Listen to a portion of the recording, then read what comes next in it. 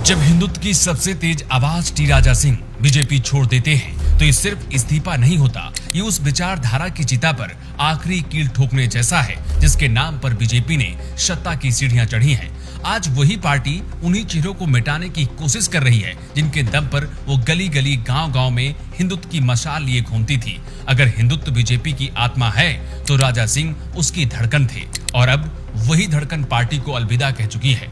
ये महज एक नेता की नाराजगी नहीं है, ये उस गहरे आंतरिक संग्राम की आहट है जो अब बीजेपी के बंद कमरों से निकलकर सड़कों पर फूट पड़ा है। ये चेतावनी है कि जो पार्टी अपनों की आवाज नहीं सुनती वो जल्द ही जनता की आवाज भी खो देती है और आज वही बीजेपी के साथ हो रहा है। अगर आज टी राजा पार्टी के दरवाजे से बाहर है तो सवाल सिर्फ ये नहीं है कि वो बाहर क्यों है, बल्कि ये है कि कौन कौन है जिन्हें बीजेपी धीरे धीरे किनारे लगा रही है या फिर लगा चुकी है। क्या ये बीजेपी के किसी एजेंडे का हिस्सा है या बीजेपी अपनी विचारधारा से भटक चुकी है? अगर आपको लगता है कि टी राजा के बिना तेलंगाना की बीजेपी अधूरी है तो कमेंट बॉक्स में लिखिए I support T Raja. T Raja Singh BJP के कोई सामान्य विधायक नहीं है। टी राजा सिंह का नाम सुनते ही तेलंगाना की ओल्ड सिटी में माहौल गर्म हो जाता है। 3 बार घोष महल से विधायक बनने वाले राजा सिंह के पास ना कोई जाति समीकरण था, ना ही कोई बड़ी जातिगत लॉबी। उनके पास था सिर्फ एक हथियार, कट्टर हिंदुत्व और जमीन से जुड़ी आवाज। राजा सिंह उन कुछ नेताओं में से थे जो खुले मन से कहते हैं कि वो सिर्फ वोट के लिए नहीं बल्कि धर्म रक्षा के लिए राजनीति में आए हैं। राजा सिंह का राजनीतिक सफर 2009 में तेलुगु देशम पार्टी यानी टीडीपी के साथ शुरू हुआ था। वो ग्रेटर हैदराबाद नगर निगम के सदस्य चुने गए थे, लेकिन साल 2014 में उन्होंने बीजेपी ज्वाइन कर ली। इसके बाद वो 2014, 2018 और 2023 में 3 बार विधायक बने। 2018 में जब बीजेपी के बाकी उम्मीदवार जमानत तक नहीं बचा पाए तब टी राजा सिंह अकेले ऐसे नेता थे जो जीत कर विधानसभा पहुंचे थे। वो सिर्फ नेता नहीं थे, वो तेलंगाना में बीजेपी का हिंदुत्व का सबसे बड़ा चेहरा थे। टी राजा सिंह ने 2018 में पार्टी की सदस्यता से अचानक इस्तीफा भी दिया था, हालांकि तब पार्टी ने उनका त्याग पत्र स्वीकार नहीं किया था। एक मिडिल क्लास हिंदू फैमिली से आने वाले राजा सिंह के परिवार की इकोनॉमिक कंडीशन ठीक नहीं थी, जिसकी वजह से उन्हें बीच में ही पढ़ाई छोड़नी पड़ी थी। उनका परिवार मूर्तियां बनाने का व्यवसाय करता था और पढ़ाई छोड़ने के बाद इसी काम में लग गए थे।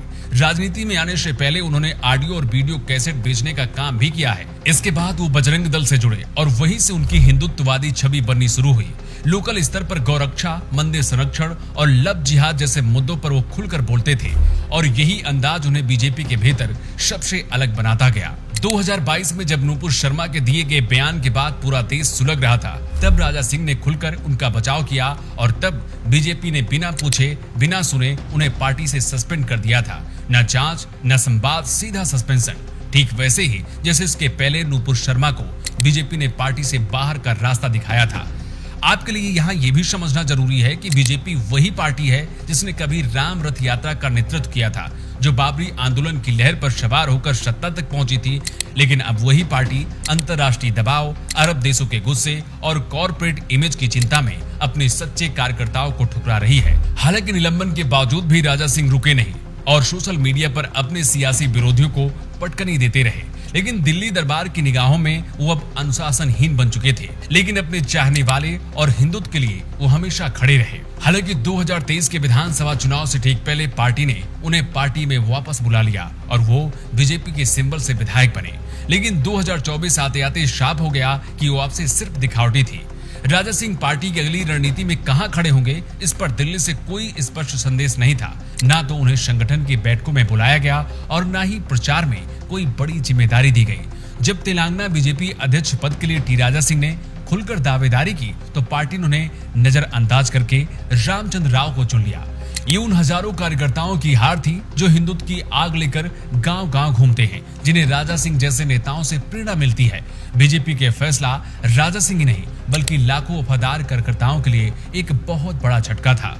राजा सिंह की बगावत बीजेपी के लिए चेतावनी है, क्योंकि जब विचारधारा के सबसे वफादार लोग सवाल पूछने लगे तो पार्टी को सिर्फ संगठन नहीं, आत्मा की भी समीक्षा करने की जरूरत है।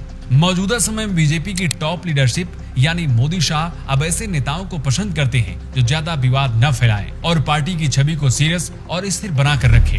राजा सिंह जैसे नेता जो खुले मंच में तीखे बोल बोलते हैं, अब वो पार्टी की नई इमेज में फिट नहीं बैठते। बीजेपी अब ये दिखाना चाहती है कि वो सिर्फ नारेबाजी वाली पार्टी नहीं है, बल्कि एक अनुशासित संगठन है। इसलिए जो भी नेता पार्टी लाइन से हटकर बोलेगा, उन पर सीधी कार्रवाई की जाएगी। राजा सिंह का बीजेपी से बाहर जाना हजारों जमीनी कार्यकर्ताओं के लिए एक सदमे जैसा है। वैसे तो पार्टी ये चाहती थी कि वो चुपचाप बाहर चले जाए, लेकिन राजा सिंह ने फिर से आवाज बुलंद रखी और उन्होंने साफ कहा कि संगठन से बाहर हो सकता हूं, लेकिन अपने धर्म और सिद्धांत से नहीं हट सकता हूं। 30 जून 2025 को उन्होंने ट्विटर हैंडल से लिखा, मैं बीजेपी छोड़ रहा हूं, लेकिन विचारधारा नहीं। उन्हें इस पत्र में प्रधानमंत्री मोदी, अमित शाह और जेपी नड्डा को टैग करते हुए पूछा कि क्या अब पार्टी में राष्ट्रवाद और हिंदुत्व की कोई जगह नहीं बची है। राजा सिंह अकेले ऐसे नेता नहीं है जिन्हें एक समय के बाद साइडलाइन किया गया है। बीजेपी में एक लंबी सूची है उन नेताओं की जिन्हें विचारधारा के नाम पर पार्टी से किनारे कर दिया गया है। डॉक्टर सुब्रमण्यम स्वामी, जो राम मंदिर, कश्मीर और हिंदू हितों पर मुखर होकर बोलते हैं, आज पूरी तरह से हाशिए पर डाल दिए गए हैं। वरुण गांधी, उमा भारती, आडवाणी और मुरली मनोहर जैसे सीनियर नेताओं को बीजेपी ने धीरे से किनारे कर दिया है। वजह सिर्फ एक है, नेता पार्टी से ज्यादा विचारधारा की बात करते थे और अब वो विचारधारा पार्टी के लिए बोझ बन चुकी है। भले ही बीजेपी राजा सिंह को हल्के में ले रही है, लेकिन हकीकत तो यही है कि राजा सिंह को अंडर एस्टिमेट करना बीजेपी को बहुत बड़ा नुकसान पहुंचा सकता है, खासकर तब जब बीजेपी तेलंगाना में अपने अस्तित्व के लिए लड़ रही है। राजा सिंह के इस्तीफे के बाद सोशल मीडिया पर तूफान मचा हुआ है। I support T Raja Singh trend करने लगा है। ट्विटर, फेसबुक, टेलीग्राम पर हिंदूवादी समूहों ने बीजेपी पर सीधा हमला बोल दिया है।